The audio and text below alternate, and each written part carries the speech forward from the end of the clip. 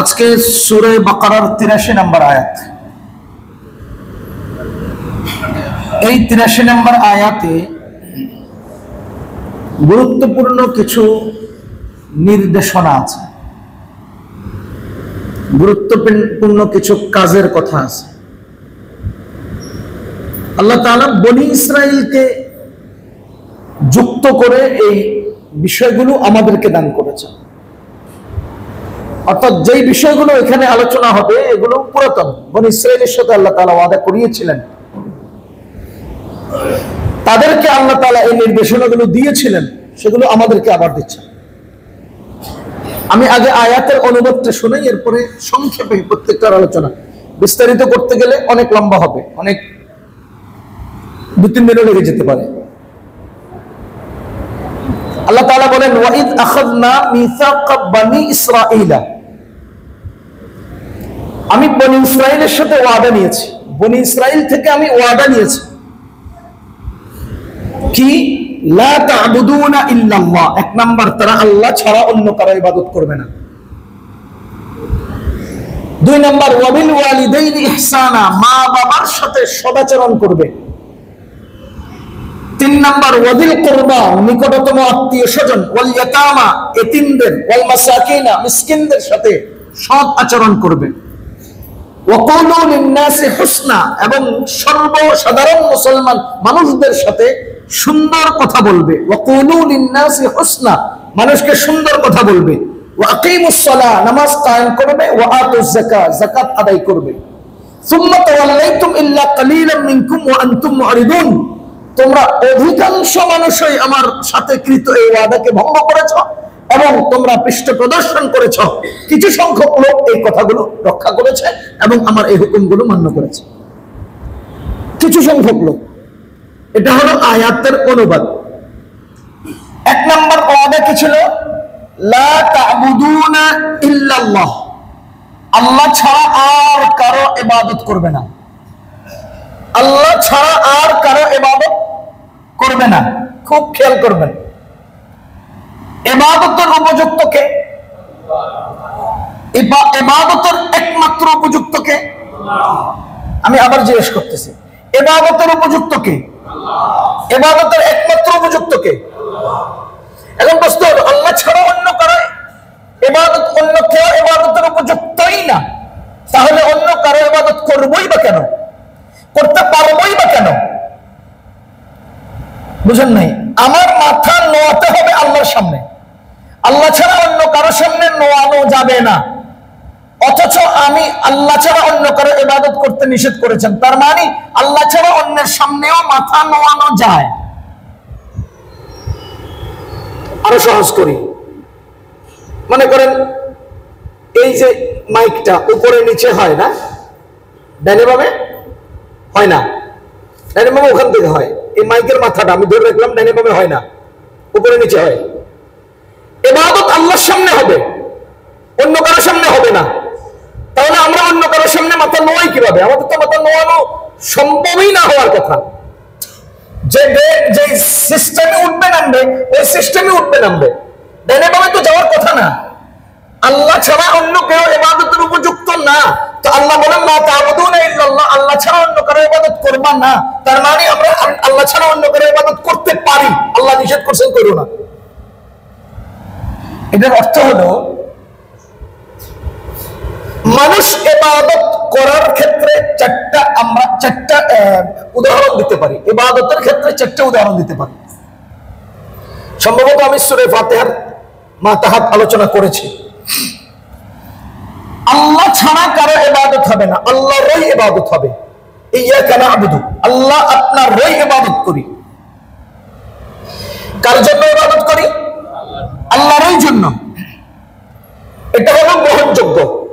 দেখেন সূরা নূরের 55 নম্বর আয়াত, আল্লাহ তাআলা কি বলেন? ইয়া'বুদুনানি লা ইউশরিকুনা বি শাইআ, আমারই ইবাদত করবে, আমার সাথে কাউকে শরীক করবে না। ইয়া'বুদুনানি, আমারই ইবাদত করবে, লা ইউশরিকুনা বি, আমার সাথে শরীক করব না, শাইআন, কোনো কিছুকেই, কিছুই আল্লাহর সাথে শরীক করা যাবে না। সূরা জিন্নের মধ্যে আসছে ওয়া আন্নাল মাসাজিদা লিল্লাহ ফালা তাদউ মা'আল্লাহি আহাদা, আল্লাহর সাথে আর কাউকে ডাকা যাবে না।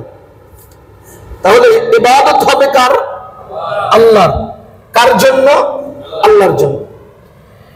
দ্বিতীয় নম্বর, ইবাদত হয় মাখলুকের, কিন্তু ইবাদতটা হচ্ছে আল্লাহর জন্য।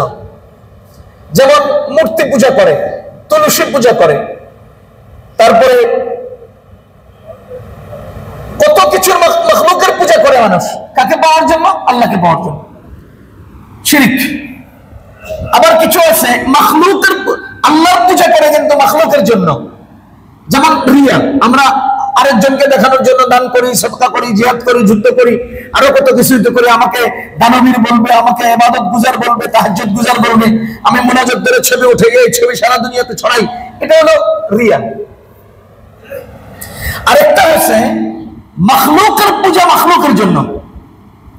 মাখলুকের পূজা মাখলুকের জন্য। যেমন ছোট নেতারা বড় নেতাদেরকে তোয়াজ করে, সালাম আলাইকুম স্যার, সালাম আলাইকুম স্যার, স্যার জি স্যার, হুঁ স্যার, হ্যাঁ স্যার, সারাদিন শুধু sir sir sir sir sir sir sir. এটা একটা পূজা। এই একটা পূজা, এটা হলো মাখলুকের জন্য মাখলুকের পূজা। বড় নেতার মন পাওয়ার জন্য, বড় নেতার আদর পাওয়ার জন্য, বড় নেতার সুনজর পাওয়ার জন্য, বড় নেতার কাছাকাছি থাকার জন্য এই বড় নেতার পূজা করে ছোট নেতারা। এটা একটা পূজা, এটা একটা মাখলুকের পূজা। আবার মাখলুকের পূজা করে আল্লাহকে পাওয়ার জন্য, যেমন মূর্তি পূজা, পীরের পূজা। আবার আল্লাহর পূজা করে মাখলুককে পাওয়ার জন্য, এটার নাম রিয়া। আল্লাহ তাআলা কি বলছেন? লা তা'বুদুনা ইল্লাল্লাহ, তার মানে আল্লাহরই ইবাদত করবে, আল্লাহরই জন্য। আল্লাহ ছাড়া অন্য কারো ইবাদত চলবে না, করবে না, করা যাবে না। যদি বিষয়টা এমন হতো যে আল্লাহ ছাড়া ইবাদত আর কারো দিকে যাবে না, করতে পারবে না, দাঁড়িয়ে যেতে পারবে না, ভালো যেতে পারবে না, আটকে থাকবা, মজবুত একদম কোমর আটকে থাকবে। তুমি যদি মাখলুকের সামনে মাথা নত করতে যাও তো মাথা ঝুঁকবে না, যদি তুমি রুকুতে যেতে চাও কোমর ঝুঁকবে না।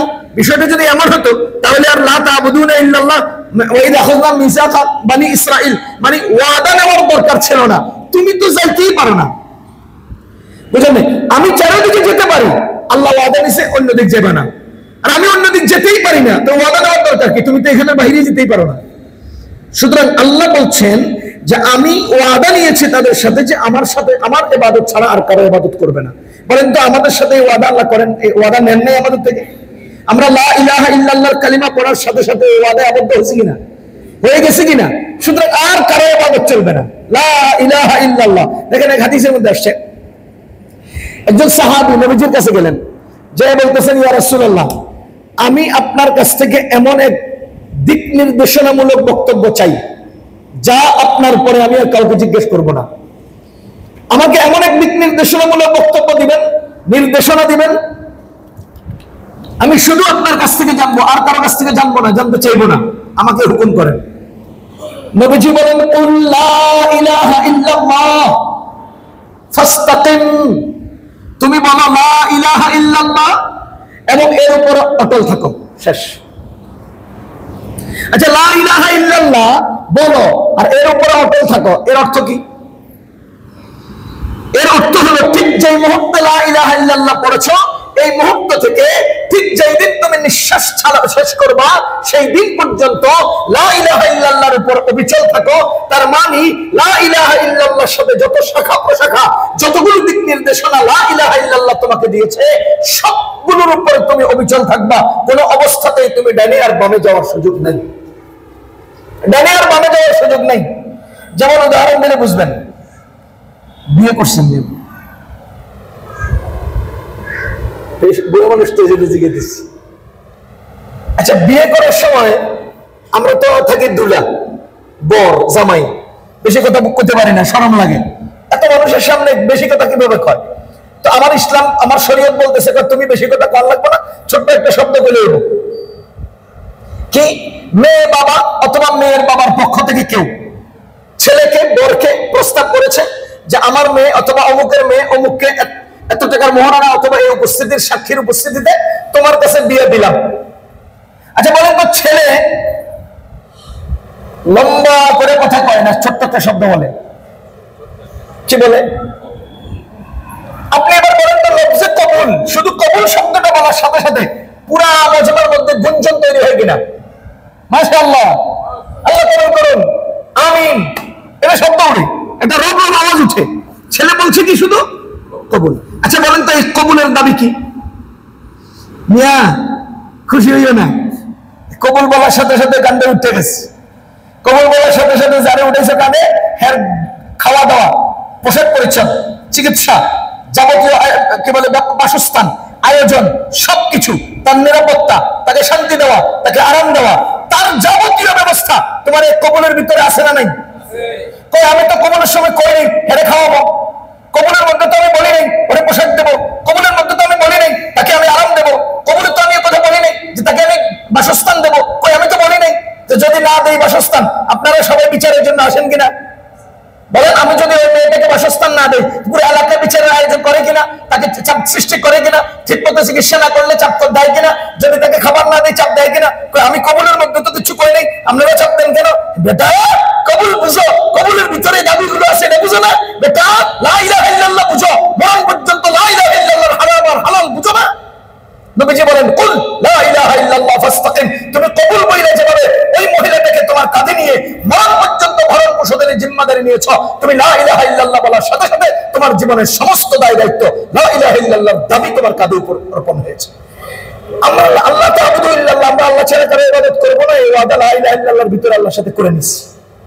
এটা করা, এটা আলাদাভাবে বলতে হবে না যে আল্লাহ আপনার সাথে আল্লাহ ছাড়া কারো ইবাদত করব না, এটা ওয়াদা করছি না। লা ইলাহা ইল্লাল্লাহর দাবিতেই এই সব কিছু আছে। বুঝতেছেন না আপনারা? আছে না নাই? সবকিছুর ওয়াদা আমরা আল্লাহর সাথে করে নিয়েছি। আল্লাহ কি বলেন? লা তা'বুদুনা ইল্লাল্লাহ, আল্লাহ ছাড়া আর কারো ইবাদত করা যাবে না।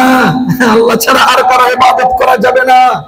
দুঃখ লাগে আমাদের সমাজের কতিপয় মানুষ মসজিদে আল্লাহর সামনে সেজদা দেয়, আবার পীর সাহেবের সামনেও সেজদা দেয়।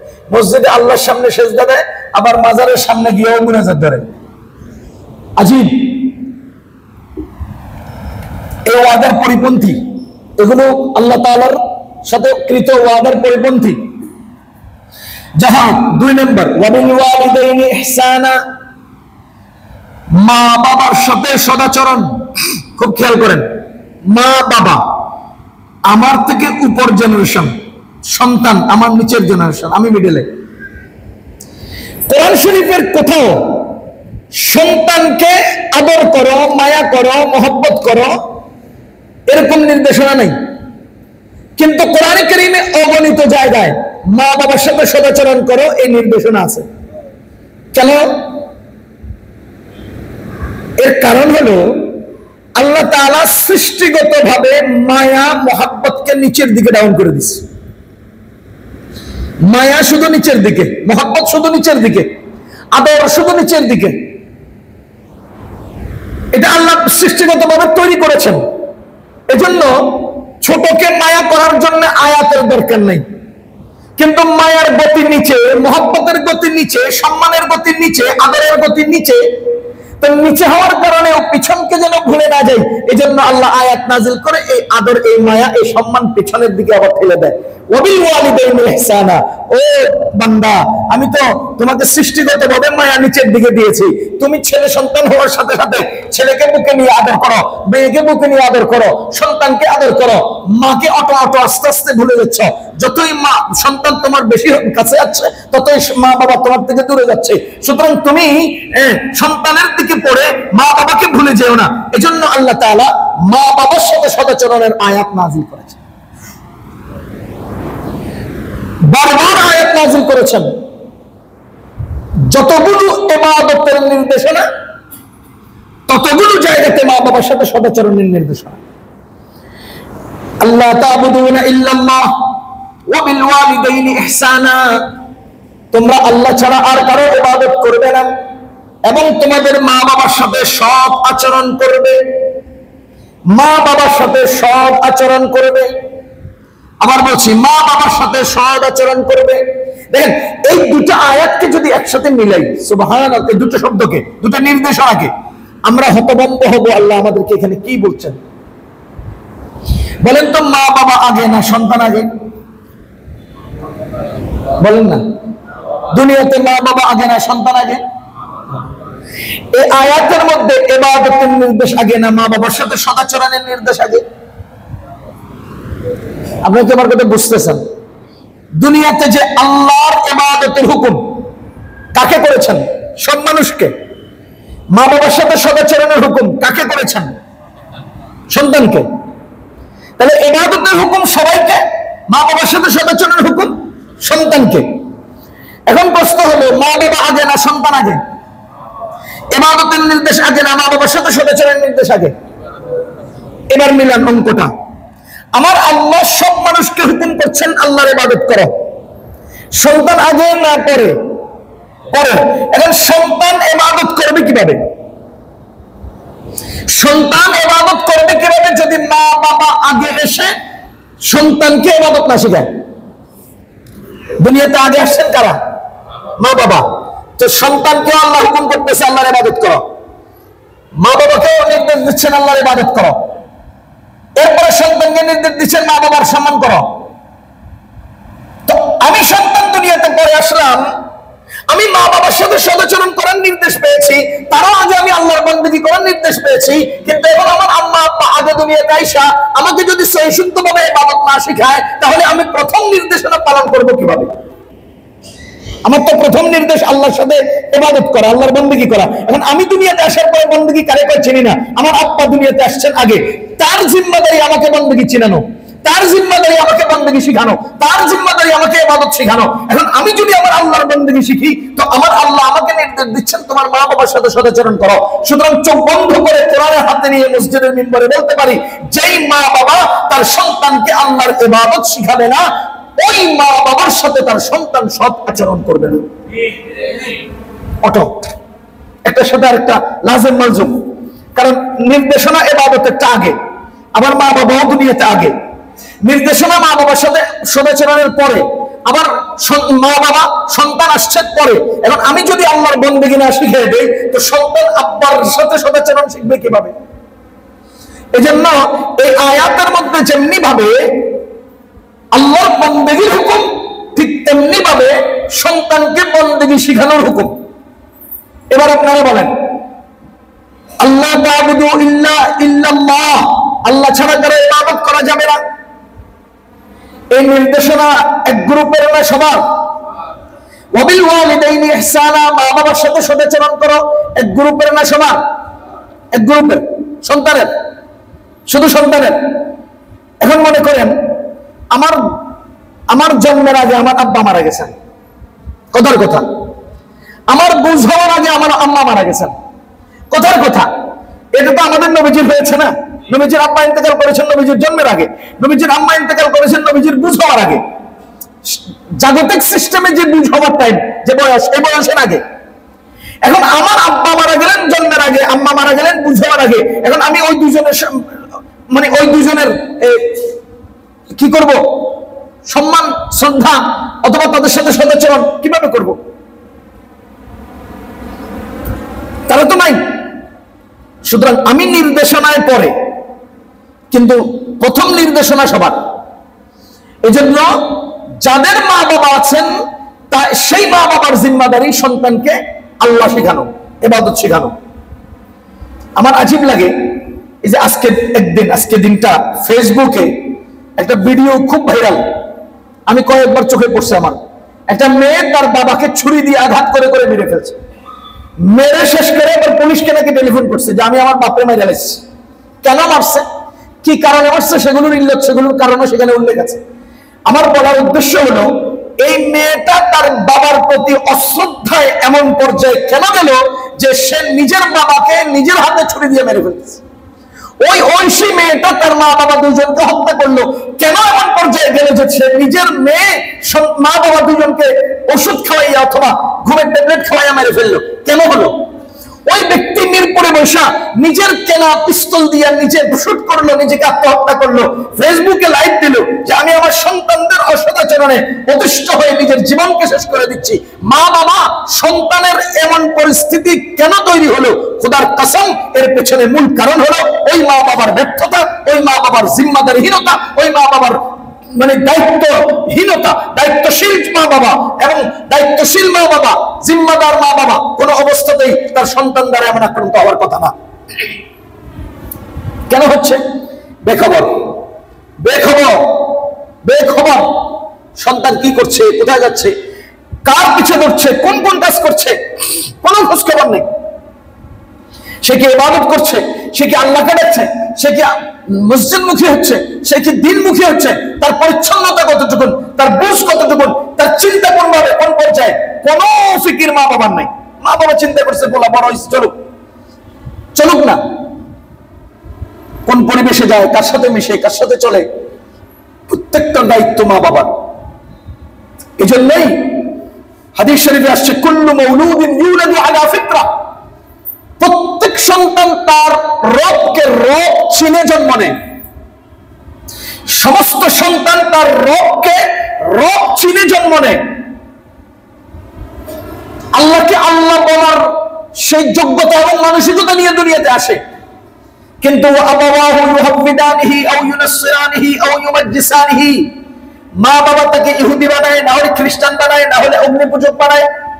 মা বাবাই তাকে গানে অথবা বামে পরিচালনা করে, মা বাবাই তাকে সুর বানায়, না ডাকাত বানায়, না চাঁদাবাজ বানায়।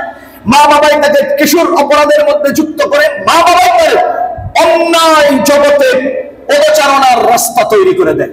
মা বাবা করে সবগুলো কদমের হিসাব মা বাবাকে দিতে হবে।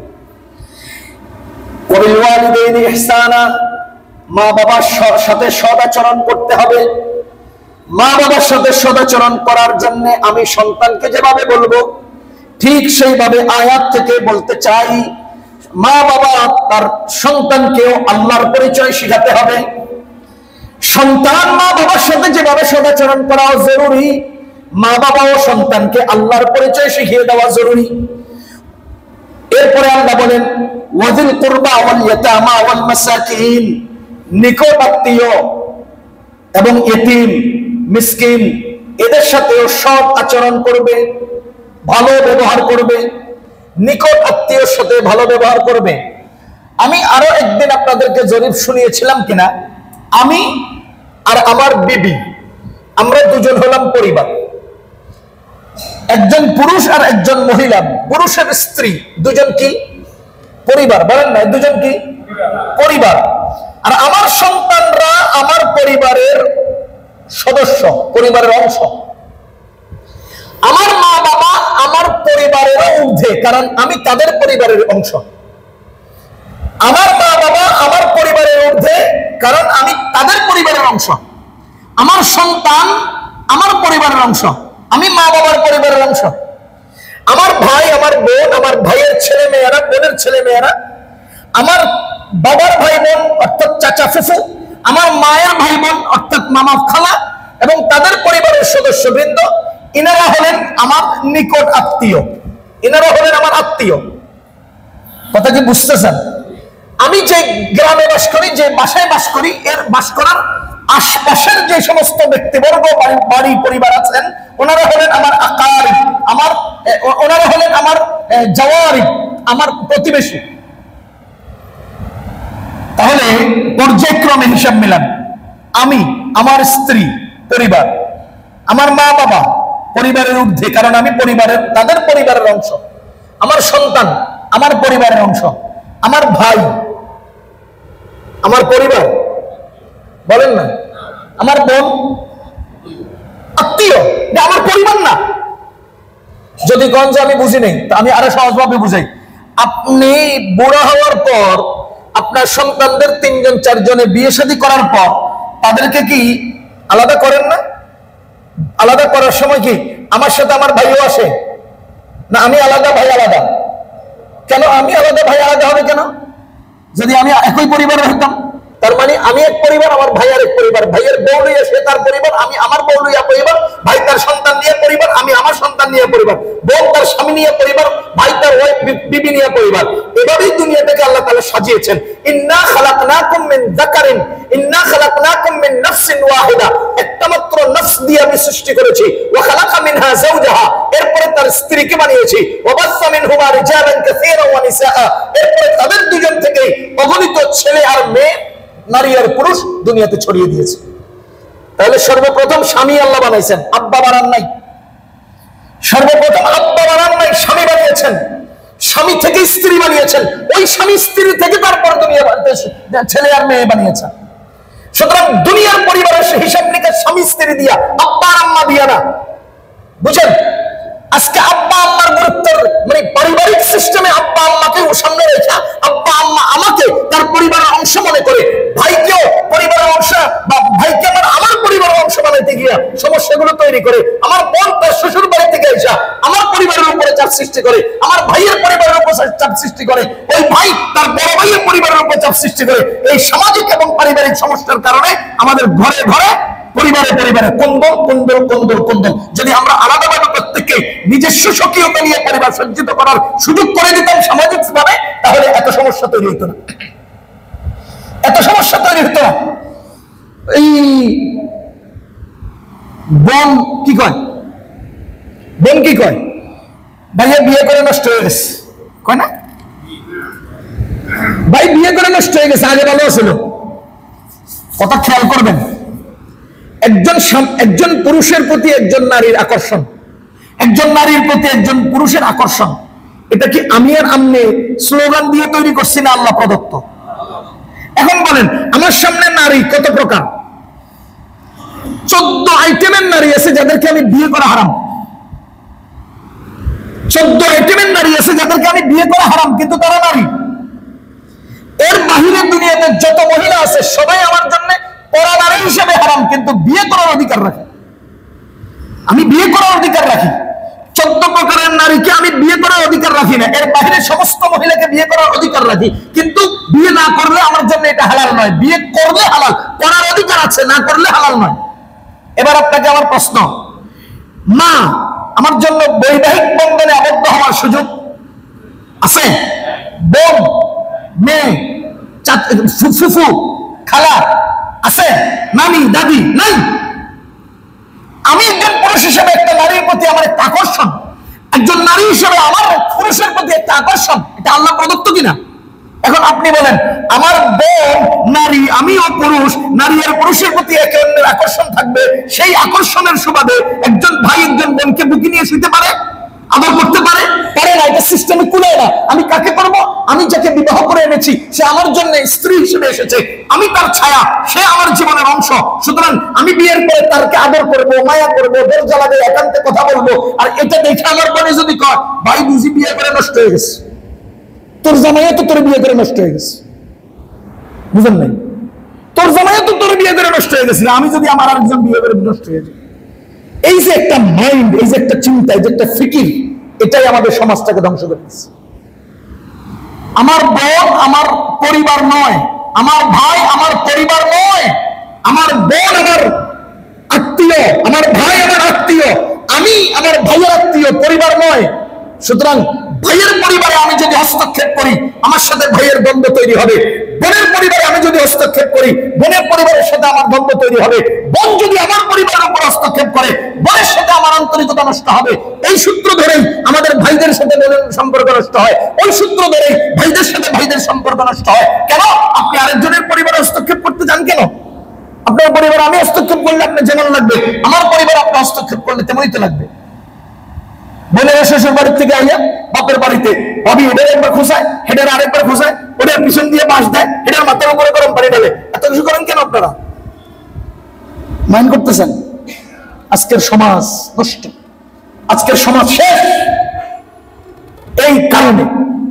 আল্লাহ তাআলা বলেন, ওয়াদিল কুরবা, আত্মীয়দের সাথে সদাচরণ করো, আত্মীয়দের সাথে ভালো ব্যবহার করো। অথচ আমরা আপন ভাইকে দেখি ভাই থেকে দূরত্ব বজায় রাখি। কেন? ওই যে অবৈধ হস্তক্ষেপ পরিবারের উপর। বোনের সাথে ভাইয়ের দূরত্ব কেন? ওই যে অবৈধ হস্তক্ষেপ। আমি যেটা করতে চাই সেটা করতে পারি না কেন? এর মূল কারণ হলো একজনের পরিবারে অন্যজনের হস্তক্ষেপ করা। পরিবার চেনেন, আত্মীয় চেনেন, এরপরে সামনে আগান তো দেখবেন আর কোনো সমস্যা থাকবে না, কোনো সমস্যা থাকবে না। আল্লাহ হেফাজত করুক। আমি পারিবারিক জীবন নিয়ে কোনো এক সময় শোনাবো না, আমাদের বর্তমান সামাজিক চিত্রগুলো। আরে আশ্চর্য হবেন, কারণ আমরা তো সমাজের সাথে চলি, তো বিভিন্ন জন বিভিন্ন গল্প শোনায়, এই কান ভারী করে ফেলে, হুজুর এই অবস্থা, এই অবস্থা, এই অবস্থা। দেশের বিদেশের অনেক গল্প আল্লাহ তাআলা আমাদেরকে শোনাইছে। যাহা হোক, কোরআনে কি বলছে? ওয়াদিল কুরবা, সৎ আত্মীয়দের সাথে সম্পর্ক রক্ষা করো। আত্মীয় স্বজনের সাথে সম্পর্ক কর্তন করা জায়েজ নাই। বলেন, আত্মীয় স্বজনের সাথে সম্পর্ক কর্তন করা জায়েজ নাই। আল্লাহ রাব্বুল আলামিন আত্মীয় স্বজনের সাথে সম্পর্ক কর্তনকারীকে জাহান্নামী বানিয়েছেন। রাসূল করিম সাল্লাল্লাহু আলাইহি ওয়াসাল্লাম বলেন, লা ইয়াদখুলুল জান্নাতা কাতিউন, যে আত্মীয়তার সম্পর্ক কর্তন করে ওই ব্যক্তি জান্নাতে যাবে না। রাসূল করিম সাল্লাল্লাহু আলাইহি ওয়াসাল্লাম আরেক হাদিসে বলেছেন, আর রাহিমু মুআল্লাকাতুম বিল আরশ, আত্মীয়তার এই বন্ধন আরশের সাথে ঝুলে আছে। আর রাহিমু মুআল্লাকাতুম বিল আরশ, আত্মীয়তার এই বন্ধন আরশের সাথে ঝুলে আছে। তাকুলু মান ওয়াসালানি ওয়াসালাহুল্লাহ, সে বলতে থাকে যে আমার এই সম্পর্ককে রক্ষা করবে আল্লাহ, তার সাথে রহমতের সম্পর্ক রক্ষা করবেন। ওমান কাতাআনি কাতাআহুল্লাহ, আর যে ব্যক্তি আত্মীয়তার সম্পর্ককে বিচ্ছিন্ন করবে আল্লাহ তার সাথে রহমতের সম্পর্ক বিচ্ছিন্ন করবেন। কঠিন কঠিন হুমকি, হুমকি কঠিন হুমকি, কঠিন ধমকি। মান ওয়াসালানি ওয়াসালাহুল্লাহ, এটা কোথায় থেকে আওয়াজ দিচ্ছে? কোথায় থেকে আওয়াজ দেয়? আরশে, আরশ থেকে। আর রাহিমু মুআল্লাকাতুম বিল আরশ, এই আত্মীয়তার বন্ধনটা আরশের সাথে ঝুলে আছে। তাকুলু, সে আরশ থেকে দাঁড়ায় আওয়াজ দেয়। তাকুলু, সেখান থেকে বলে, মান ওয়াসালানি, যারা আত্মীয়তার বন্ধন রক্ষা করে, ওয়াসালাহুল্লাহ, আল্লাহ তার সাথে রহমতের বন্ধন রক্ষা করে। ওমান কাতাআনি, যে আমার এই সম্পর্ককে বিচ্ছিন্ন করে, কাতাআহুল্লাহ, আল্লাহ তার সাথে রহমতের সম্পর্ক বিচ্ছিন্ন করে। আফসোস, আফসোস, আজকে শতকরা 99.99% পরিবারের আত্মীয়তার সম্পর্ক বিচ্ছিন্ন। আজকে ভারত পাকিস্তানের যুদ্ধ সহজ, কিন্তু আত্মীয়তার সম্পর্ক রক্ষা করা কঠিন।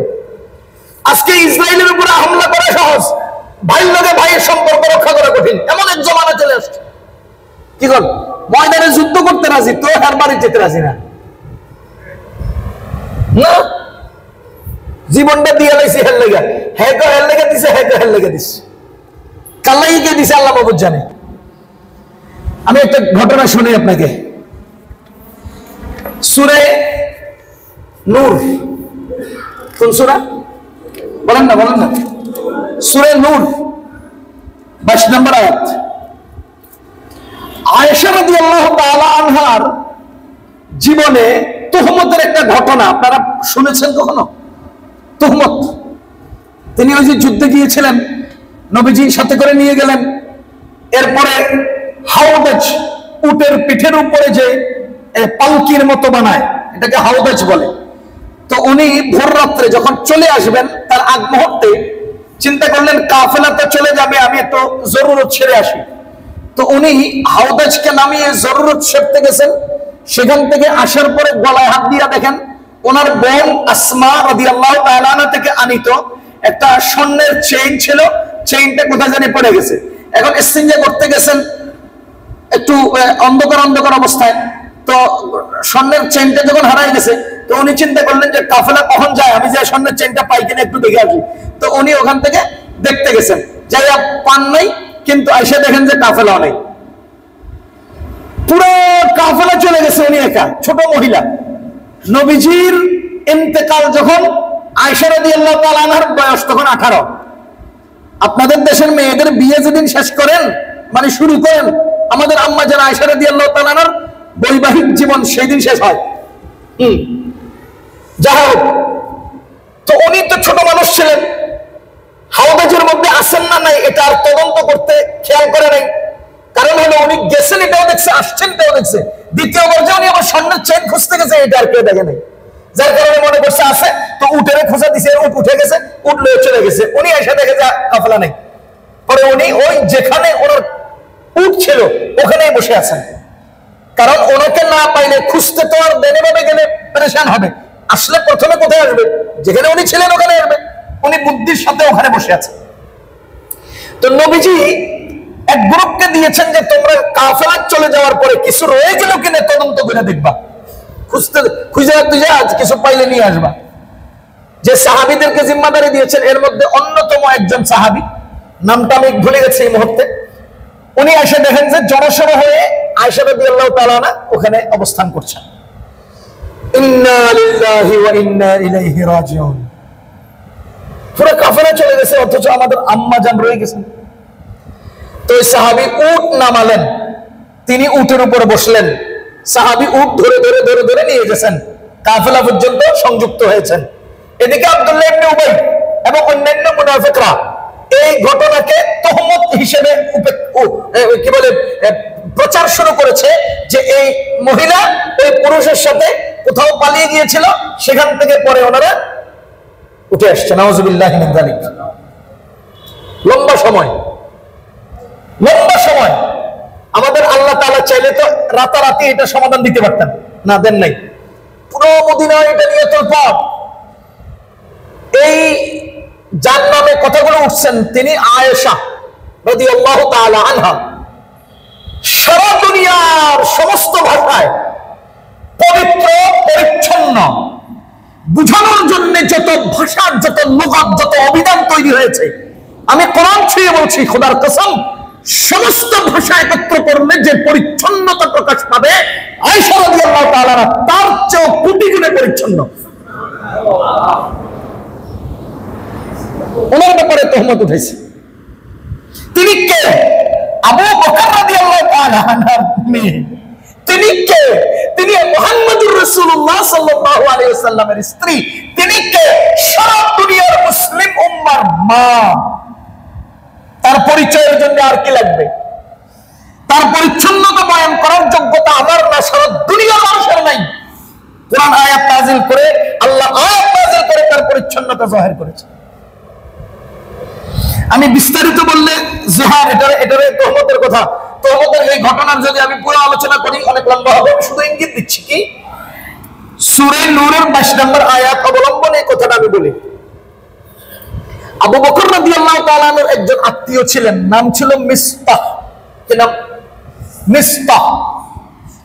ওই মিসতাহ আবু বকর রাদিয়াল্লাহু তাআলা আনহুর দূরবর্তী আত্মীয়। তার মা অর্থাৎ মিস্টার মা আবু বকর রাদিয়াল্লাহু তাআলা আনহুর ঘরে থাকতেন। আবু বকর রাদিয়াল্লাহু তাআলা আনহু তাদের যাবতীয় খরপোশ এবং প্রয়োজনে তাদেরকে সব সময় সহযোগিতা করতেন, হেল্প করতেন, টাকায় পয়সায় খাদ্য দ্রব্যে সবকিছুতে। দীর্ঘ এক সপ্তাহ পর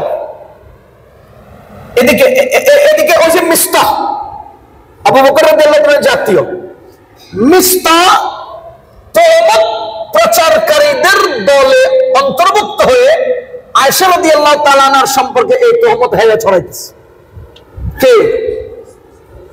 যারে আবু বকর রাদিয়াল্লাহু তাআলা আনহু খাওয়ায় পড়ায়, সবসময় তাদেরকে সহযোগিতা করে, নিকটের আত্মীয়, হ্যাঁ বাসায় থাকে, মা থাকে।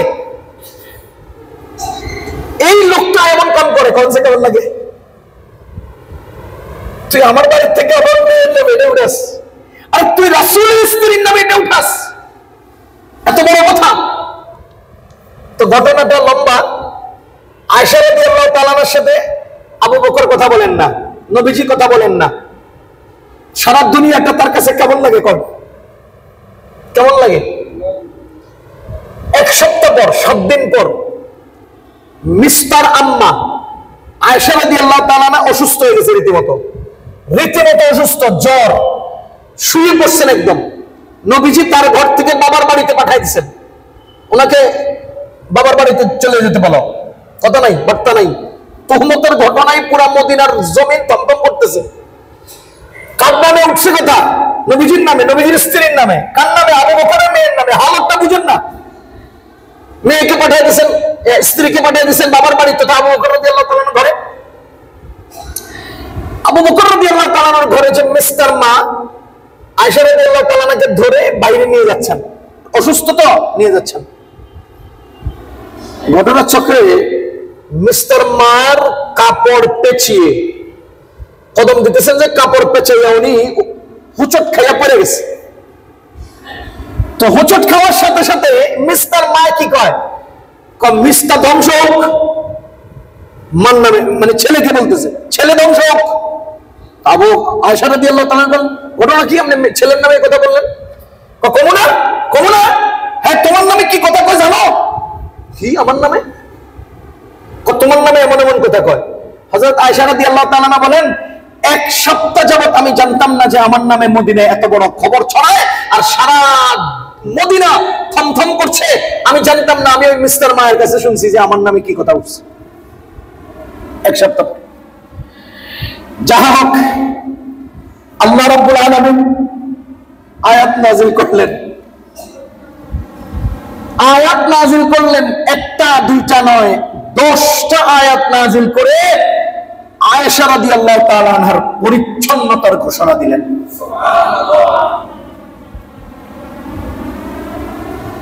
এখন তো ঘটনা অনেক লম্বা।